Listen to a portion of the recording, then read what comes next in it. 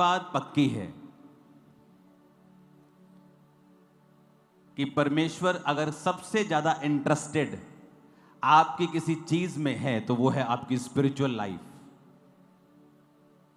ये भविष्यवाणियां, ये चंगाई, ये बरकतें, ये सभी इसी धरती के लिए हैं और परमेश्वर ने दी हैं। इनकी निंदा करना परमेश्वर की निंदा करने के बराबर है, क्योंकि चंगाई, मिरेकल्स, बरकतें ये शैतान ने नहीं बनाई। तो इनकी निंदा करने का मतलब है कि आप अपने आप को इनके योग्य करार नहीं दे रहे हैं। आप परमेश्वर के द्वारा बनाई गई चीजों को रिजेक्ट कर रहे हैं। लेकिन दूसरा पहलू यह भी है कि परमेश्वर ने इसे बनाया क्यों है। वचन यह कहता है कि परमेश्वर ने इसे इसलिए बनाया है कि हम लोग अपनी आत्मिक जिंदगी में और मजबूत हो सकें। क्योंकि अगर किसी को उन चीजों से चंगाई मिली है जो मेडिकल साइंस नहीं कर सकी, जो जड़ी बूटियां नहीं कर सकी, तो उस व्यक्ति का विश्वास परमेश्वर के ऊपर बढ़ जाता है। और जब उस व्यक्ति का विश्वास परमेश्वर के ऊपर बढ़ता है तो उसका आउटकम क्या आता है? उसका रिजल्ट ये आता है कि वो व्यक्ति परमेश्वर के वचन के ऊपर यकीन करने लगता है। तो जो अगर परमेश्वर का वचन किसी चीज को पाप कहता है तो वो उस पाप को छोड़ने लगता है, क्योंकि उसने परमेश्वर की कृपा का स्वाद जो है वो चख लिया है। कितने मेरी बात को समझते हैं? मैंने अपनी लाइफ में नोटिस किया है, लोगों को लगता है कि जिन चर्चिस में मिरेकल्स नहीं होते, लोग वचन पे ध्यान देते हैं, वो ज्यादा आत्मिक हैं। लेकिन इसके उल्टा है। जो लोग हीलिंग्स और मिरेकल्स को देखते हैं और वचन को सुनते हैं, वो ज्यादा स्पिरिचुअल चीजों पे ध्यान दे पाते हैं। क्यों? क्योंकि उनके सामने ऐसे प्रमाण होते हैं जो ये प्रूफ करते रहते हैं उसको कि यीशु मसीह जीवित परमेश्वर है। वो वचन से वो भटकता नहीं, उसे पता है कि जो कुछ मैं सुन रहा हूं ये वाकई में रियल है। नहीं तो जो बातें हैं वो बहुत से लोग करते हैं, बहुत से अन्य लोग भी बातें बहुत बड़ी बड़ी करते हैं। उनके पास भी बड़ी बड़ी स्टोरीज हैं सुनाने की, चमत्कार की स्टोरीज, बड़ी बड़ी बातों की कहानियां। पर उनके जो लोग हैं वो धरती के ऊपर उन चीजों को देख नहीं पाते हैं, एक्सपीरियंस नहीं कर पाते हैं। पर जो क्रिश्चियन लोग हैं, आप लोग हैं, जब आप ऐसी बातें बाइबल से सुनते हैं कि परमेश्वर ने ये मिरेकल कर दिया, परमेश्वर ने ये हीलिंग की, और आप आज के दिन में भी उसे पूरा होते हुए देखते हैं, ये आपकी स्पिरिचुअल लाइफ को स्ट्रांग करता है। आमीन।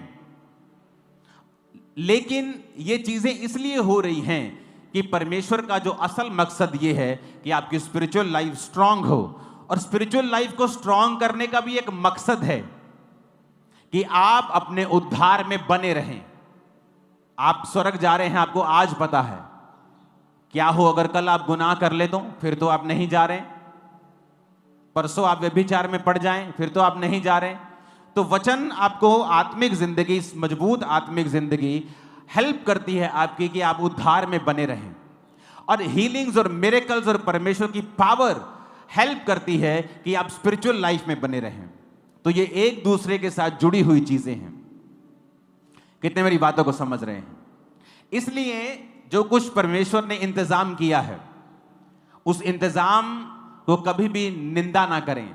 जो कुछ परमेश्वर ने दिया है उसको एक्सेप्ट करें, उसकी तारीफ करें और आगे बढ़ें, और देखें फिर परमेश्वर किस तरह से आपकी लाइफ में रास्तों को ओपन करता है।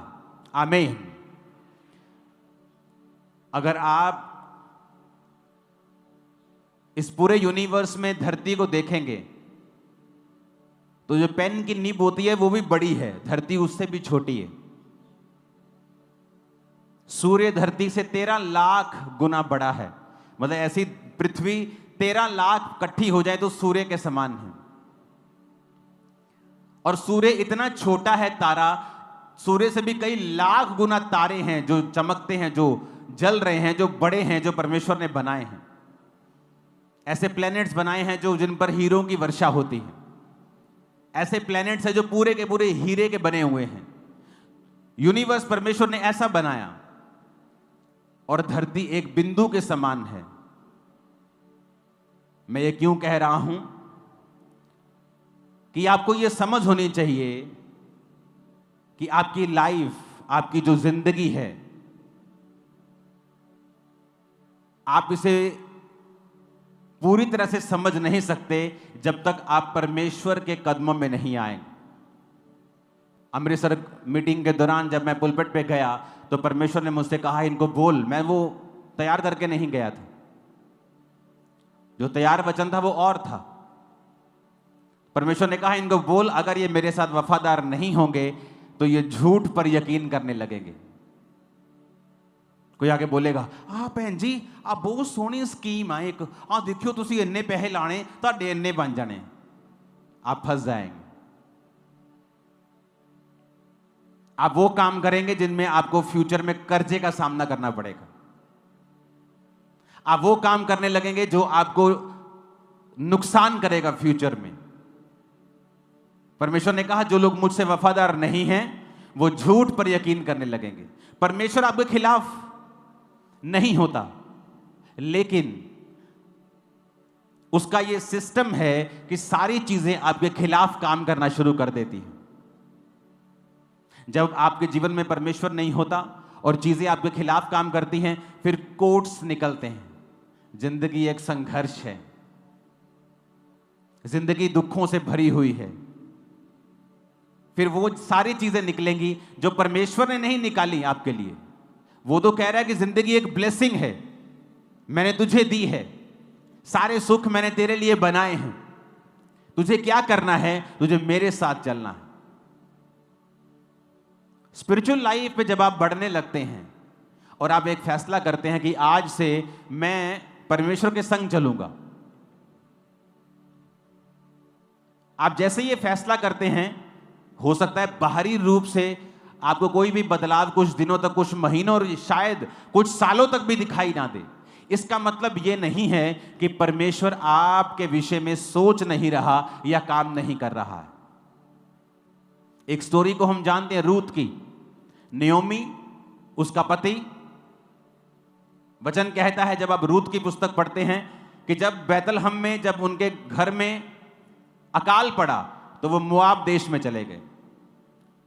बैतलहम ऊंचा है, मोआब नीचा है।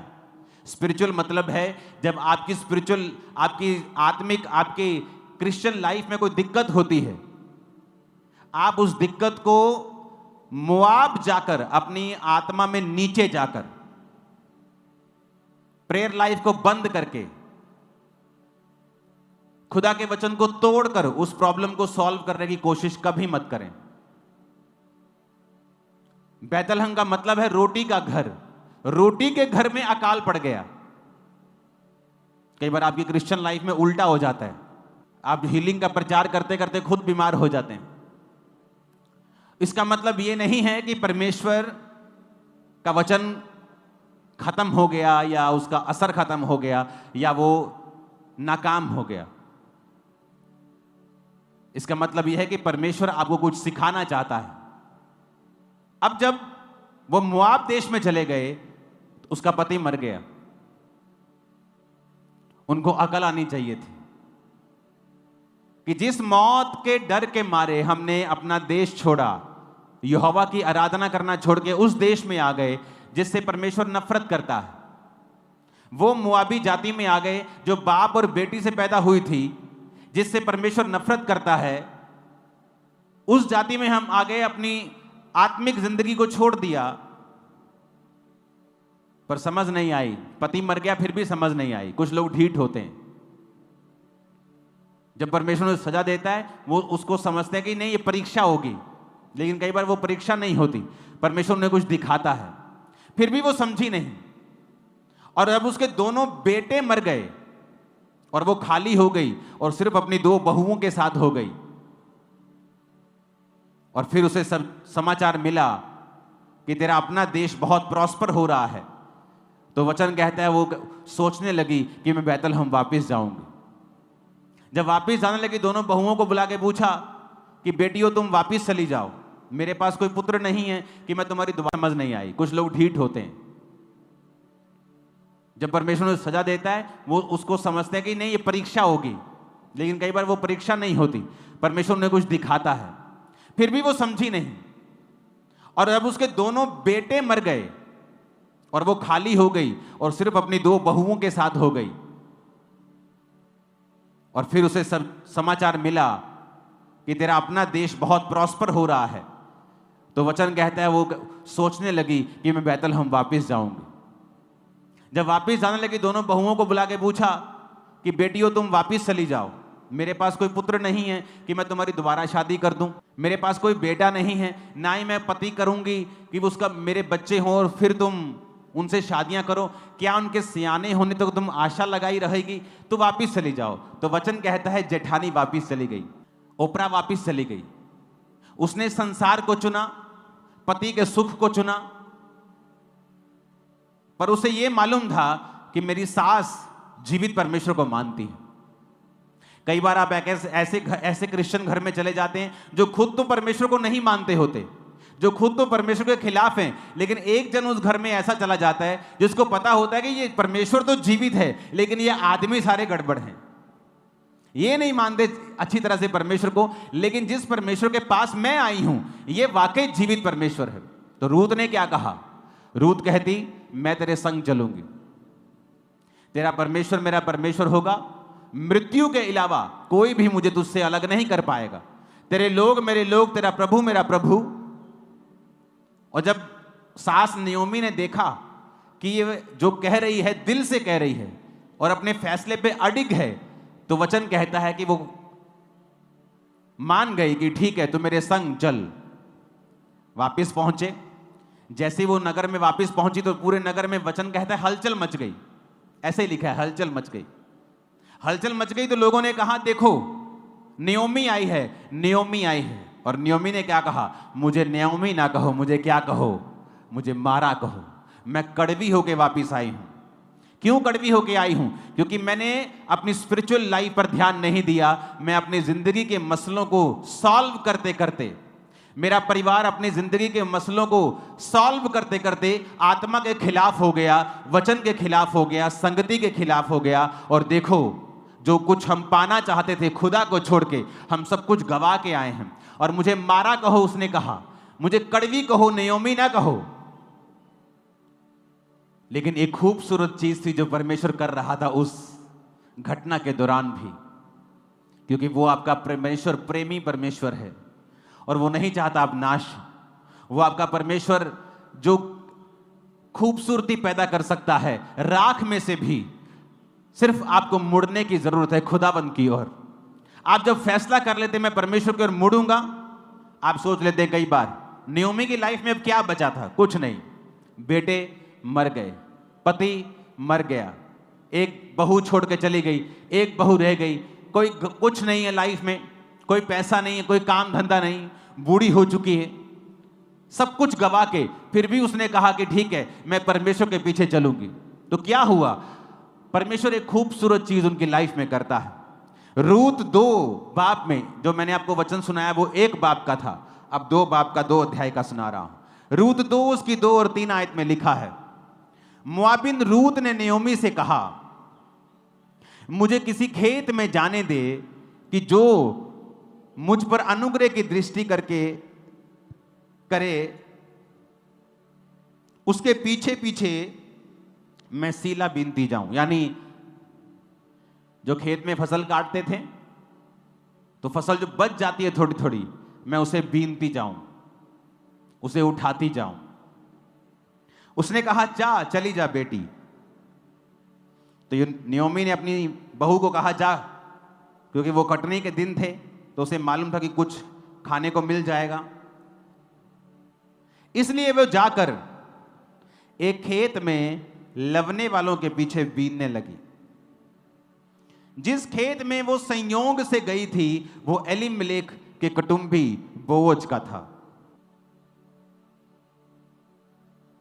हालेलुया। अब ये बड़ी ध्यान देने वाली बात है। वचन कहता है यहोवा की आंखें धर्मियों की तरफ लगी रहती हैं और उसकी पलकें तुम्हें नित्य जांचती हैं। हमेशा तुम परमेश्वर की निगाहों के नीचे होते हो और वो तुम्हारी हर एक बात को, तुम्हारे दिल की गहराई को, शैतान तो तुम्हारे शब्दों को जानता है, तुम्हारे दिल को नहीं जानता। जो तुम बोलोगे, जो रिएक्ट करोगे वो उसको समझ के अपनी प्लानिंग करता है, पर परमेश्वर दिलों और गुर्दों को लिखा जांचने वाला परमेश्वर है। अब यहां पर लिखा वो संयोग से वहां चली गई, कहां? बोअज के खेत में। कौन था बोअज? बोअज नयोमी का एक रिश्तेदार था, और जब किसी का कोई बेटा मर जाता था तो निकट जो रिश्तेदार होता था वो उस लड़की से शादी करके उसके वंश को आगे चलाता था। अब वचन क्या कहता है कि वो संयोग से, जबकि वचन यह कहता है कि इस धरती के ऊपर कुछ भी इत्तेफाक से नहीं होता। अब बड़े ध्यान से समझने वाली बात है, अगर समझ गए ना जीवन सफल हो जाएगा तुम्हारा। अब वचन हम जानते हैं संयोग से कुछ नहीं होता। मिस्री के हाथ बेच दिया गया यूसुफ को, क्या यह संयोग था? नहीं। गड्ढे में फेंका गया, क्या यह संयोग था? नहीं, क्योंकि अगर वो ना जाता गड्ढे में और ना बिकता मिस्र में, वो वहां का प्रधानमंत्री कभी ना बन पाता। बात क्या है बीच की, मैं आपको सीक्रेट बताता हूं। अब जिस खेत में वो गई वो बोअज का था। वो एक अमीर था, धर्मी था, और जब उसे बताया गया, जब उसने पूछा कि ये लड़की कौन है, तो उसे बताया गया कि ये नयोमी की जो तेरी रिश्तेदार है, ये उसकी बहू है, और उसकी दूसरी बहू से छोड़ के चली गई जब उसके बेटे मर गए। पर ये जो बहू है इसने यहोवा को चुना हुआ है, क्योंकि ये यहोवा परमेश्वर को जानती थी, इसलिए अपनी सास के पीछे चल रही है। तो बोअज उससे बहुत इंप्रेस था कि ये एक भली औरत है। अब वो संयोग से नहीं गई। जब आप प्रभु के साथ वफादार होते हैं, इसलिए तो मैं कहता हूं आपकी बुद्धि, आपकी स्किल, आपका वरदान, आपकी पढ़ाई किसी काम की नहीं अगर आपके जीवन में परमेश्वर नहीं है तो। जब वो प्रभु के साथ वफादार है और अपनी सास के साथ रह रही है, उसे पता है मुझे सास को पालना पड़ेगा, अपने को भी पालना पड़ेगा, शादी वो नहीं कर सकती। अब यहां पे वो खुदा के साथ वफादार है, और देखो संयोग लिखा, बाय चांस, अगर आप इसे इब्रानी में पढ़ेंगे, बाय चांस, कि वो उस खेत में गई जो बोअज का था। और क्या हुआ, उसने आकर अपनी सास को बताया बोअज के बारे में। सास ने कहा ये तो हमारा रिश्तेदार है। जब बात चली शादी की कि बोअज तुझसे शादी कर सकता है अगर वो चाहे, और बोअज से बात चली तो बोअज ने कहा एक और रिश्तेदार है जो मुझसे भी ज्यादा नजदीकी है, उससे बात की गई कि तू उसे छुड़ाना चाहता है, क्या तू उससे शादी भी करेगा? अगर नयोमी के सारे कर्जे को तू चुकाएगा। तो उसने मना कर दिया। तो परमेश्वर ने बोअज को और रूत को एक किया, और वो दाऊद की परदादी बनी। अब सुनो ध्यान से, जब वो परमेश्वर के साथ वफादार थी तो बाय चांस उस खेत में गई जो बोअज का था। क्या आपको यह वचन काफी नहीं है?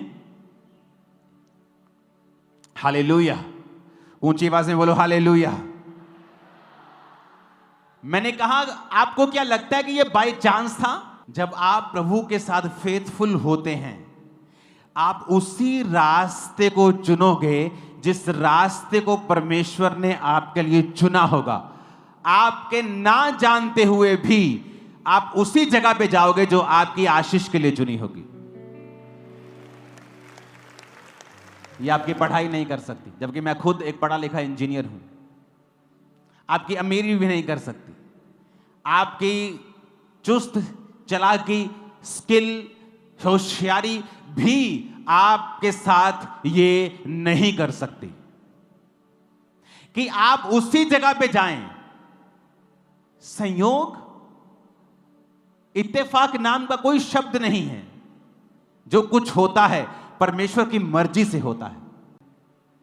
आपकी अमीरी भी नहीं कर सकती, आपकी चुस्त चालाकी, स्किल, होशियारी भी आपके साथ ये नहीं कर सकती कि आप उसी जगह पे जाएं। संयोग, इत्तेफाक नाम का कोई शब्द नहीं है। जो कुछ होता है परमेश्वर की मर्जी से होता है। ऐसे कैसे हो सकता है? वो कौन सा छोटा सा एरिया था, मोहल्ले की बात हो रही, पूरे शहर की, पूरे देश की, स्टेट की बात हो रही। अगर आप इसके 1 किलोमीटर में चले जाएं चर्च के, तो कम से कम 200 लोगों की जगहें होंगी, 300 लोगों की जगहें होंगी। तो ऐसे कैसे हो सकता है कि आप उसी जगह पे जाएं जहां पर परमेश्वर ने आपके लिए एक महान योजना रखी है? इसलिए मैं कहता हूं, आप परमेश्वर के संग फिर से पढ़ेंगे उस वचन को, 2 आयत को, 3 आयत को फिर से पढ़ेंगे। रूत ने नयोमी से कहा, मुझे किसी खेत में जाने दे। 3 आयत को पढ़ेंगे। इसलिए वे जाकर एक खेत में लवने वालों के पीछे बीनने लगी। जिस खेत में वो संयोग से गई थी वो एलीमेलेक के कुटुंबी बोज का था, उसी के रिश्तेदार का था। बड़ी ये छूने वाली बात है कि वो कुछ नहीं जानती, लेकिन वहां पहुंच गई जहां परमेश्वर की योजना थी।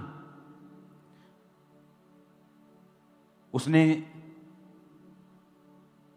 ढूंढा नहीं, कोई एफर्ट नहीं किया आकर कि सबसे पहले मैं अपनी सास के रिश्तेदारों को ढूंढूं। ऐसे होते हैं शारीरिक लोग जो अपने लाइफ की हर प्रॉब्लम का हल शारीरिक रूप से करना चाहते हैं कि चलो आते ही बोले, सास तेरे रिश्तेदार कौन है बता। अच्छा ये तेरा रिश्तेदार, अच्छा ठीक है मैं हूं जाननी है। तैयार हो गए थे, वो तैयार होके वहां जा रही है कि उसकी निगाह मेरे पे पड़ जाए, मेरी शादी हो जाए। और मैंने देखा है ऐसे लोग विश्वासी भी हैं, और हर लाइफ थोड़े थोड़े दिनों के बाद, थोड़े थोड़े महीनों के बाद वो अपनी लाइफ में डिसअपॉइंट होते हैं, निराश होते रहते हैं। ओ अभी भी मेरी बात नहीं बनी, ओ अभी भी मेरे जीवन में यह काम नहीं हुआ। क्योंकि आप जो कुछ भी कर रहे हैं उसके पीछे शरीर का एफर्ट है, आत्मा का एफर्ट नहीं है। अगर आप वचन पढ़ें तो वचन में लिखा है कि परमेश्वर ने कहा आदम का अकेला रहना ठीक नहीं। आदम ने नहीं कहा हाय हाय मैं कल्ला ओए बचाओ मैनू प्रभु जी, ओ प्रभु जी कुछ करो, कुछ कर दे, क्यों नहीं पे कुछ। उसने कुछ नहीं कहा, वो अपने काम में बिजी है। खुदा ने जो काम दिया बिजी है। शाम को परमेश्वर आ रहा है, उसके साथ बात कर रहा है। सुबह वो अपनी अदन के बाग में बिजी है। प्रभु देख रहे हैं यार इसका कोई संगी चाहिए। आदम ने कुछ नहीं कहा, खुदा ने कहा। लेकिन आज का आदम क्या कर रहा है? वो परमेश्वर को बता रहा है तुझे मेरे जीवन में ऐसा करना चाहिए था, तुझे मेरे जीवन में ऐसा करना चाहिए था। आपको क्या लगता है कि आपको आपकी ज्यादा चिंता है कि परमेश्वर को चिंता है? इमेजिन करो आपका 3 साल का बेटा, आपकी 3 साल की 4 साल की बेटी आपके पास आके चिंता करने लगे कि आप ये बिजली का बिल कहां से चुकाएंगे, आप अगले महीने खाना कहां से लेके आएंगे। तो उसका बाप सोचेगा तू मूर्ख है क्या, तू अपना खेल, तो अपना काम कर, पढ़ चल, एंजॉय कर, मैं जानता हूं कैसे क्या करना है। उसी तरह से परमेश्वर है। जब हम अपने मसलों का हल शरीर से करना चाहते हैं, इमेजिन करो जब रूत वहां गई और सबसे पहले ढूंढती, अच्छा रिश्तेदार बता, सास तू मम्मी अपने रिश्तेदार बता कौन है जो मुझसे शादी कर सकता है। बेटा ये रिश्तेदार है, ये बोझ भी है, अच्छा ठीक है। मैं तैयार होके जाती हूँ, फुल तैयार होके जा रही, फुल परफ्यूम शर्फ्यूम कपड़े शपड़े डाल के फुल तैयार होकर ही करके आगे आगे जा रही उसकी। यदि निगाह मेरे पे पै जाए मेरा ब्याह हो जाए। कभी भी बोझ की शादी उससे नहीं होती। अगर आप शरीर में उत्साहित हैं, ओ मेरी शादी, ओ मैंने देखे ऐसे लोग मसीह जीवन में क्रिश्चियन होते हुए भी उनको इतना ज्यादा है हाय हाय मेरा ब्याह, हाय मेरा वीजा, और जितना वो हाय हाय करते हैं उतना वो लेट होता है, और अगर हो जाए उतना ही अनफ्रूटफुल होता है। कितने मेरी बात को समझ रहे हैं? वहां पे जो पोजीशन समझनी बहुत जरूरी है। यहां स्पिरिचुअल पोजीशन, स्पिरिचुअल मैं कहां खड़ा हूंगा और मुझे कहां खड़े रहना है। ये सड़क पे से परमेश्वर जा रहे हैं और उस 12 साल की लहू बहने वाली औरत को चंगियाई चाहिए, तो वो यहां खड़ी होगी कि वो पिछले सड़क में खड़ी होगी? बोलो, यहीं खड़ी होगी कि नहीं? आत्मा में भी पोजीशंस हैं, आत्मा में भी लोकेशन है। कि किस लोकेशन पे आप रहेंगे तो वहां पे ही आपकी हीलिंग होगी, वहीं पे बरकत आएगी, वहीं पे आशीष आएगी। अब रूत का ध्यान नहीं है शादी करने में, उसका ध्यान यह है कि जो कुछ हो गया ठीक है, मैं प्रार्थना करूंगी, सास के साथ रहूंगी, काम करूंगी, बस परमेश्वर मुझे मिल गया काफी है। यह उसकी लाइफ का मुद्दा बन चुका है। अगर नहीं होता तो आप जानते हैं जिस दिन वो सीला बीनने के लिए यानी फसल बीनने के लिए वहां पे गई, वो एक आम लेबरर थी, आम मजदूरों की तरह वहां पे गई थी। क्यों? क्योंकि जब उसने आकर बताया कि बोअज ने मुझसे बात की है, कि जब बोअज को उसके बारे में बताया गया तो बोअज ने उसकी प्रशंसा की कि तेरे बारे में मुझे सब बताया गया है कि तू अपने सास और खुदा के साथ तू वफादार रही है। अब ऐसा कर, तू जहां दिल करता है वहां तू बीन और जा और अपने लिए और अपनी सास के लिए इकट्ठा कर। अपने नौकरों को बता दिया इसको रोकना मत, इसको तंग मत करना। उसने कहा जहां से ये लोग पानी पीते हैं तू भी वहीं से पानी पीना, और जब ये लोग खाना खाते तुम वही खाना। उसको फेवर दिया उसने, बोअज ने, जब उसको मालूम हुआ कि ये वफादार है। और उसने घर आके बताया कि मैं 22 लीटर आज अनाज लेके आई हूं। 22 लीटर अनाज उसको मिला एक दिन में। अगर वो 10-15 दिन भी लगातार जाती तो पूरे साल का अनाज इकट्ठा कर लेती। तो सास खुश थी, तो उसने सास को बताया कि मुझे बोअज मिला, और सास को मालूम था बोअज कौन है। तो उसने कहा बेटी अब तू जाएगी तो स्नान करके और तेल लगा के तैयार होके जा। इसका मतलब जब वो पहली बार गई थी तो एक लेबरर की तरह, एक आम मजदूर की तरह वो गई। उसके दिल में कुछ नहीं था, और जिस खेत में वो गई थी उसे मालूम भी नहीं था वो कौन सा खेत है। कितने मेरी बात को समझ रहे हैं?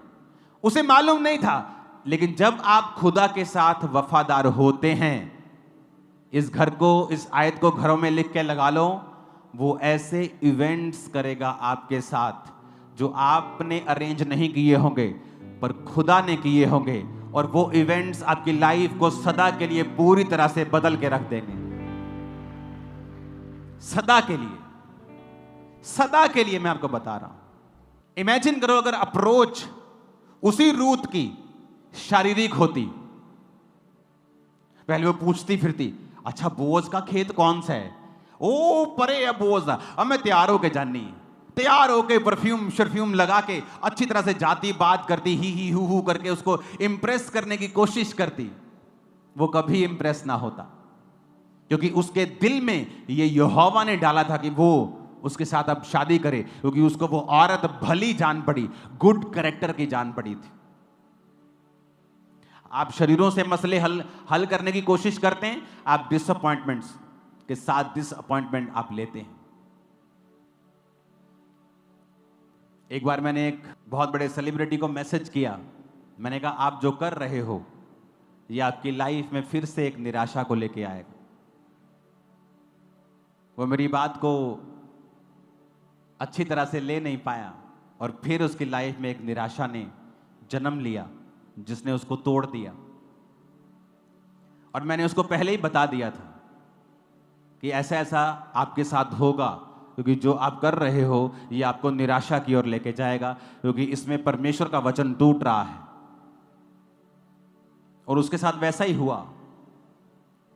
उसके बाद थोड़े दिन उसने मुझसे बात नहीं की, क्योंकि लोगों को चाहिए कि वो उनका मनपसंद भविष्यवाणियां उनको दे, पर अगर आप लोगों को राइट वर्ड नहीं देंगे, आप प्रभु के साथ गद्दारी कर रहे हैं। लोग आए या जाएं, आपका वचन करेक्ट होना चाहिए। अब यहां पे, क्योंकि जब परमेश्वर का हाथ आपके सिर के ऊपर है, आप चूज ही वही करेंगे। वो रिश्तेदार जिसका कभी मूड नहीं बना आपकी हेल्प करने का, उसका मूड बन जाएगा। आप बोलेंगे ये तो मेरे को लाइक भी नहीं करता था। सडनली कुछ ऐसा होगा जो आपने एक्सपेक्ट नहीं किया होगा, आपकी फाइनेंशियल लाइफ में, स्पिरिचुअल लाइफ में, आपके बच्चों की लाइफ में। और सबसे बड़ा काम जो परमेश्वर आपकी लाइफ में करता है, जब आप खुदा के साथ सही चलते हैं, तो एक नोट कर लेना, वो आपके परिवार में होता है। सबसे बड़ा काम आपकी फैमिली में, बिगेस्ट चलते हैं तो एक नोट कर लेना, वो आपके परिवार में होता है सबसे बड़ा काम, आपकी फैमिली में। बिगेस्ट मिरेकल्स आपकी फैमिली का जो स्वभाव है उसे परमेश्वर चेंज करना शुरू करता है। उत्पत्ति 39 उसकी 2 से 4 आयत को पढ़ेंगे। यूसुफ अपने मिस्री स्वामी के घर में रहता था और यहोवा उसके संग था, इसलिए वह भाग्यवान पुरुष हो गया। यूसुफ के स्वामी ने देखा कि यहोवा उसके संग रहता है और जो काम वह करता है यहोवा उसके हाथ से सफल कर देता है। उसके अनुग्रह की दृष्टि उस पर हुई और वह सेवा टहल करने के लिए नियुक्त किया गया और उसके घर का अधिकारी बनके उसने सब कुछ अपने उसके हाथ में सौंप दिया। जब वो जेल में चला गया तो उत्पत्ति 39:21 में लिखा है, यहोवा यूसुफ के संग रहा, उस पर करुणा की और बंदी गृह के दरोगा के अनुग्रह की दृष्टि उस पर हुई। इसलिए बंदी गृह के दरोगा ने सब बंदियों को जो कारागार में यूसुफ के हाथ में सौंप दिया और जो जो काम वो वहां करते थे यूसुफ की आज्ञा से होता था। यूसुफ के वश में जो कुछ था उसमें से बंदी गृह के दरोगा को कोई वस्तु देखनी ना पड़ती थी, क्योंकि यहोवा यूसुफ के साथ था। सब बोलो आमीन। अब यहां पर सेम एग्जाम्पल है। उसके भाइयों ने उसे गड्ढे में फेंका, फिर उठाकर बेच दिया। पर बात यह नहीं, आपकी लाइफ में मुसीबत कितनी बड़ी, बात यह है कि आप परमेश्वर आपके संग है कि नहीं। प्रभु उसके संग था। जिस घर में वो नौकर के रूप में गया उस घर का अधिकारी बनने में उसे सालों नहीं महीनों लगे सिर्फ। क्यों? यहोवा उसके संग था। इसका मतलब क्या है कि वो वचन के संग चल रहा है। अगर आप व्यभिचार में हैं इसका मतलब यहोवा आपके संग नहीं है, क्योंकि आपने वचन को तोड़ा है। अगर आप चोरी करते हैं इसका मतलब आप परमेश्वर के संग नहीं हैं। अगर आप मूर्ति पूजा में हैं आप प्रभु के संग नहीं हैं। आपके बहुत सारे ईश्वर परमेश्वर हैं, आप यहोवा के संग नहीं हैं। यहोवा आपके संग तब तक है जब तक आप परमेश्वर के वचन को जानते और मानते हैं। तो क्या लिखा कि जो कुछ यूसुफ करता था यहोवा उसको सफल करता था।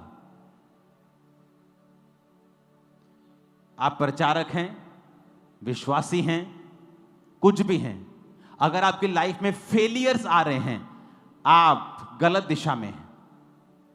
क्योंकि अगर आप यहोवा आपके संग है, कुछ लोगों की आदत होती वो सेवा नहीं करते, सिर्फ निंदा करते हैं, फलाने की, ढमकाने की, वो वचन की, वो वचन, उन्हें तर्क वितर्क करने का रोग हो गया है। अगर आप उनकी जिंदगियों को पर्सनली जाके देखेंगे तो अपनी लाइफ में हर पहलू में फेल हो चुके हैं।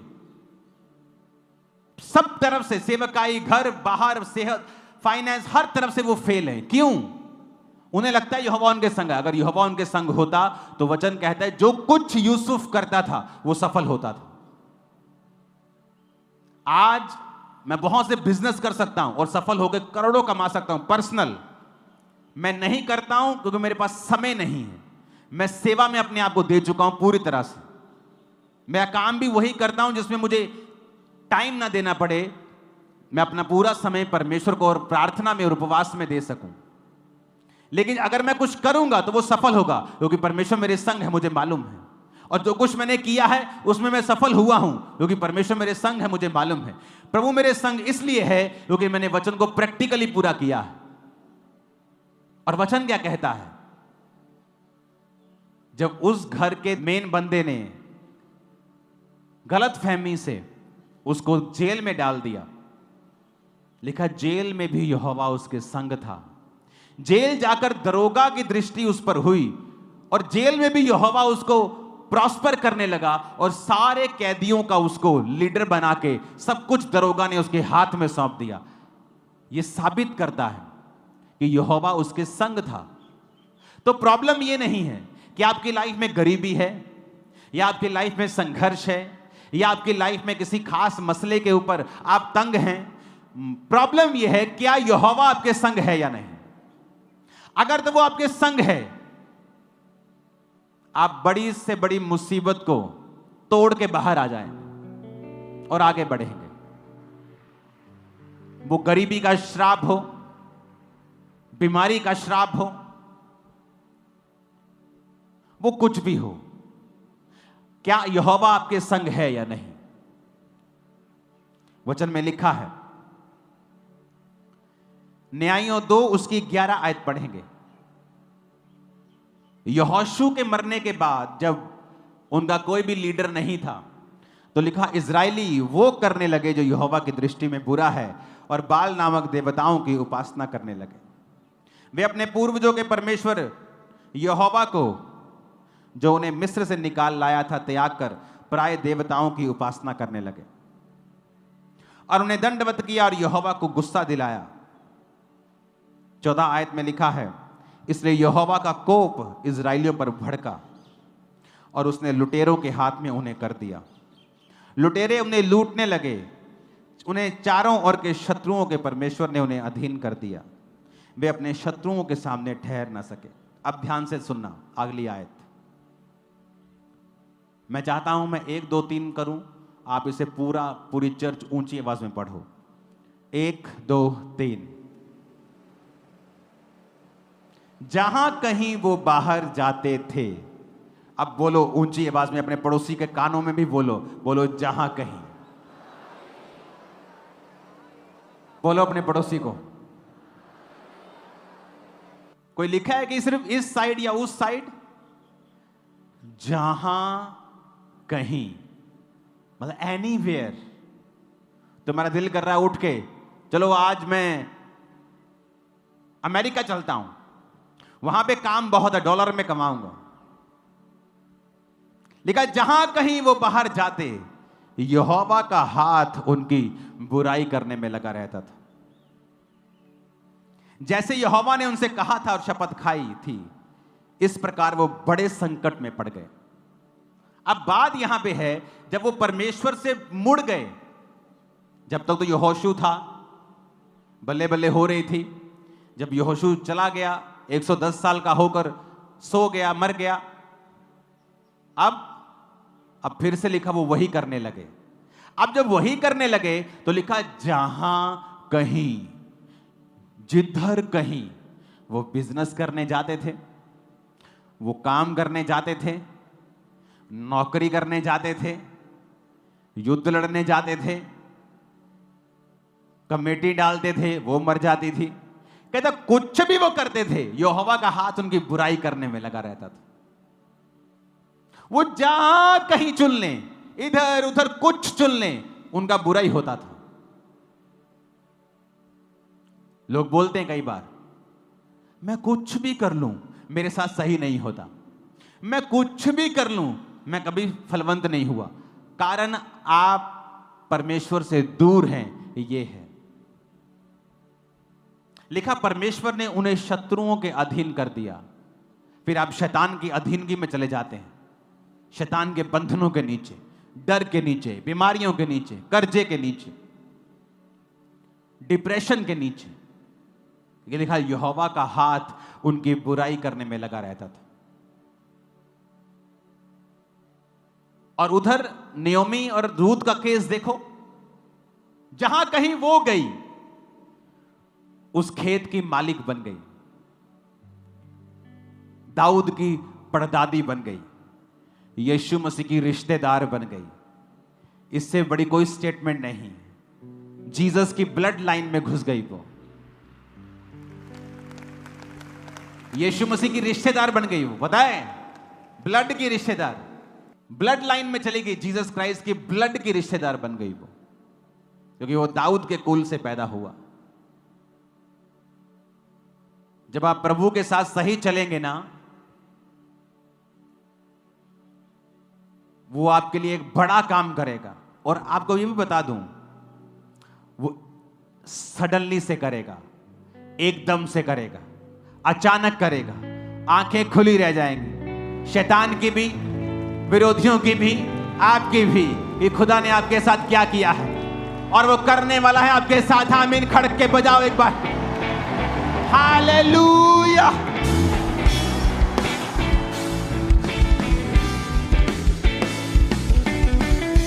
आमीन। आप सीक्रेट भेद समझ रहे हैं कि नहीं समझ रहे? कि आप कुछ भी कर लें, फिर जब आप वचन के खिलाफ हैं,